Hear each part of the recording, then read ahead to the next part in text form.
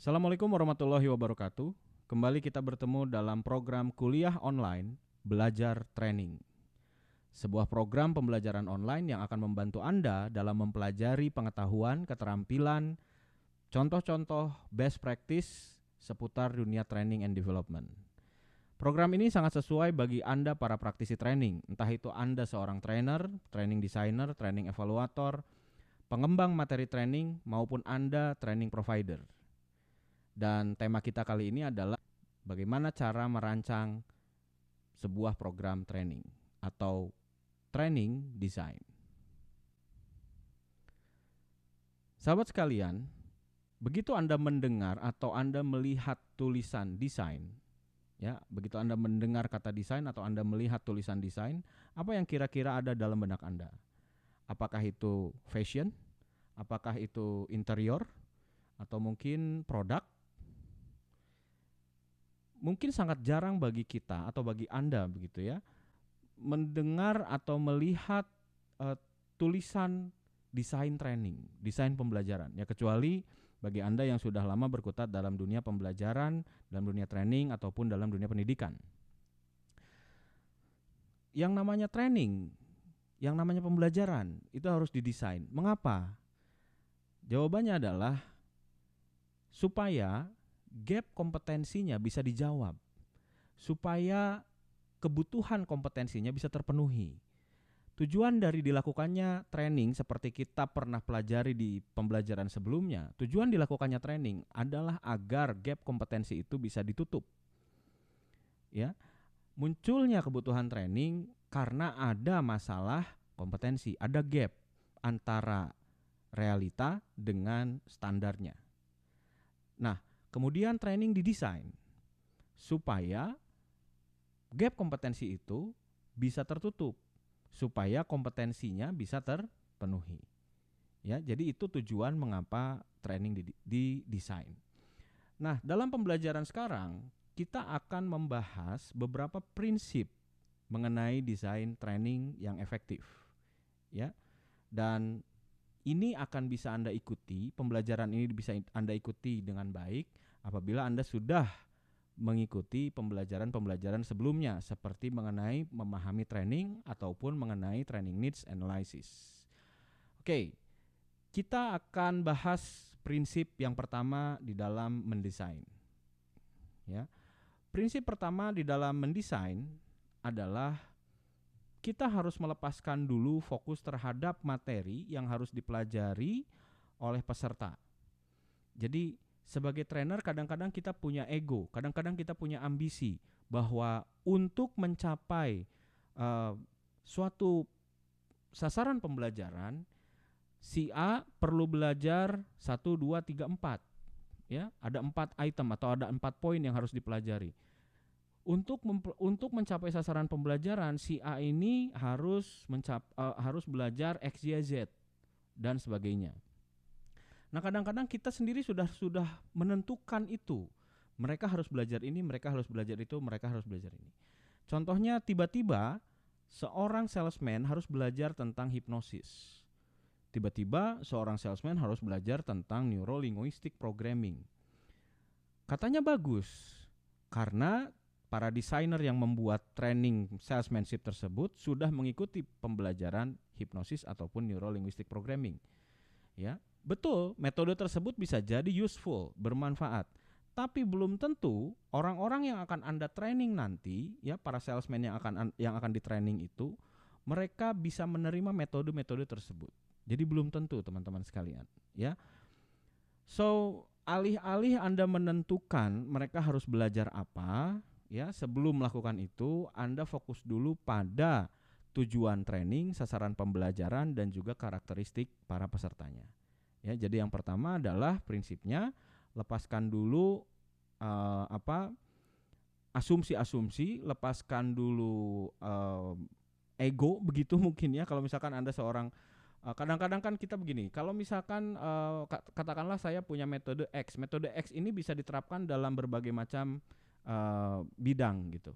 Nah, kemudian saya langsung mengklaim gitu bahwa metode X ini yang saya pelajari ini bisa bermanfaat untuk untuk menjual, untuk membangun relationship, untuk melakukan customer service, untuk melakukan proses memimpin begitu. Jadi seolah-olah satu metode untuk berbagai macam aplikasi ya, untuk berbagai macam penerapan gitu. Nah, jadi sekali lagi fokuslah pada tujuan training, sasaran pembelajaran dan karakteristik pesertanya. Kemudian teman-teman sekalian, prinsip yang kedua adalah dalam menentukan tujuan training, sasaran pembelajaran maupun sasaran kemampuan itu harus dinyatakan secara clear. Ya, clear itu bagaimana? Harus jelas. Nanti kita akan mengukurnya pakai apa? Ukurannya bagaimana? Bukti bahwa yang namanya sasaran pembelajaran atau tujuan training itu tercapai itu akan dibuktikan oleh apa? Nah, ini harus jelas dulu teman-teman sekalian. Jangan sampai begini, sasaran pembelajaran bunyinya setelah mengikuti pelatihan ini para peserta memiliki pemahaman marketing yang baik. Nah, yang baik itu ukurannya apa gitu? Ya. Jadi kita detilkan secara clear. Misalkan setelah mengikuti pelatihan ini para peserta memiliki pemahaman marketing sesuai standar kompetensi perusahaan atau sesuai definisi dari siapa, Philip Kotler misalnya begitu ya. Jadi harus detail sehingga nanti ketika kita akan mengukur itu kita sudah tahu ya, apakah desain pembelajaran ini berhasil atau tidak, apakah topik-topik ini yang disampaikan berhasil atau tidak. Kita tahu ngukurnya. Oh, untuk ngukur definisi pemahaman mengenai definisi marketing, kita tes aja definisi marketing mengenai definisi marketing dari Philip Kotler. Itu dijadikan alat untuk menguji atau alat untuk evaluasi. Kenapa pakai definisi marketing dari Philip Kotler? Karena di sasaran pembelajarannya jelas. Di situ tercantum. Setelah mengikuti pelatihan ini, para peserta memiliki pemahaman mengenai definisi marketing sesuai definisi dari Philip Kotler. Di sasaran pembelajarannya sudah jelas di sana, ya. Jadi dalam hal ini pastikan sasaran pembelajaran, tujuan training atau arah gitu ya dari training itu jelas dan bisa kita ukur, bisa kita dapatkan evidence-nya ketika kita mengukur nanti. Itu prinsip yang kedua ya teman-teman sekalian. Lalu teman-teman sekalian, prinsip yang ketiga ini masih berkaitan juga dengan prinsip yang kedua. Anda harus rancang atau Anda harus tetapkan indikator. Ya, indikator dari pembelajaran yang berhasil itu apa? Ya, kan kalau kita menetapkan sasaran pembelajaran nih, sasaran pembelajarannya ada 5 misalkan. Memahami apa, lalu mampu menerapkan apa begitu ya. Misalkan sasaran pembelajaran dulu. Indikator dari seseorang itu paham ya apa? Kita harus clear di situ. Ya, jadi tetapkan indikatornya. Misalnya dapat menjelaskan. Nah ya, kenapa pakai kata dapat menjelaskan? Karena ciri-ciri orang yang paham ketika ditanya itu dia bisa menjelaskan. Maka kita gunakan indikator kemampuan menjelaskan itu sebagai salah satu ciri atau tanda orang yang belajar sudah paham. Orang yang mengikuti training itu sudah paham. Ya, jadi tetapkan, Anda pilih indikatornya. Kan tadi di sasaran pembelajaran kita sudah nyatakan dengan clear. Memahami pemasaran atau memahami marketing sesuai definisi Philip Kotler. Maka indikatornya adalah dapat menjelaskan definisi marketing sesuai definisi yang disampaikan oleh Philip Kotler. Itu indikatornya. Ya, jadi setelah sasarannya ditetapkan, maka Anda harus tetapkan indikator. Nah, indikator ini nantinya akan berfungsi ketika kita melakukan evaluasi pembelajaran atau kita melakukan evaluasi training, ya. Kita harus bikin butiran soal. Kita harus bikin item-item tes, ya. Dari indikator-indikator inilah item tes tersebut atau butir-butir soal tersebut dikembangkan. Bisa dipahami itu ya, teman-teman sekalian. Itu adalah prinsip yang ketiga. Dan kemudian prinsip yang keempat, susunlah peta kemampuan. Jadi proses mendesain pembelajaran itu berawal dari ketidakmampuan, lalu dia belajar kemampuan A, belajar kemampuan B, belajar kemampuan C, sampai akhirnya keseluruhan kemampuan itu terpenuhi, tercapai titik akhirnya. Ya, Anda susun dari memahami apa dulu? Memahami teori marketing, memahami konsep pemasaran promosi, misalkan dari marketing dulu lalu ke promosi, lalu mampu memahami jenis-jenis promosi, mampu menerapkan cara promosi, dan yang terakhir adalah mampu mempraktekkan proses promosi. Ya, misalkan seperti gitu.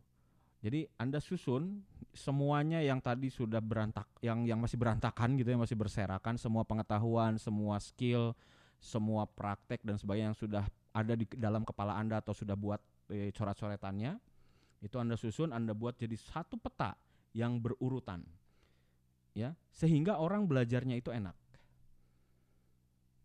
Paham dulu apa gitu kan, setelah atau sebelum paham sadar dulu biasanya kan ya. Sadar dulu bahwa memiliki pemahaman atau kemampuan seperti ini penting. Lalu masuk ke pemahaman 1, masuk lagi ke pemahaman 2, lalu masuk ke keterampilan 1 lagi gitu kan, masuk lagi keterampilan 2, terus sampai akhirnya seluruh kompetensi itu bisa terkuasai. Ya, jadi itu 4 prinsip yang penting di dalam mendesain training. Ya, saya ulangi lagi. Jadi yang pertama, prinsipnya adalah lupakan dulu fokus terhadap materi apa yang harus disampaikan. Jangan berpikir materi, tapi berpikirlah kemampuan apa yang harus dikuasai oleh peserta, dan berpikirlah bagaimana karakter peserta yang akan mengikuti proses training tersebut. Itu yang pertama prinsipnya. Yang kedua adalah buat tujuan dan sasaran secara clear. Prinsip yang ketiga, selalu tetapkan indikator. Dan prinsip yang keempat, buatlah peta pembelajaran atau buatlah peta kompetensi. Saya Muhammad Isman, sampai bertemu lagi dalam pembelajaran berikutnya.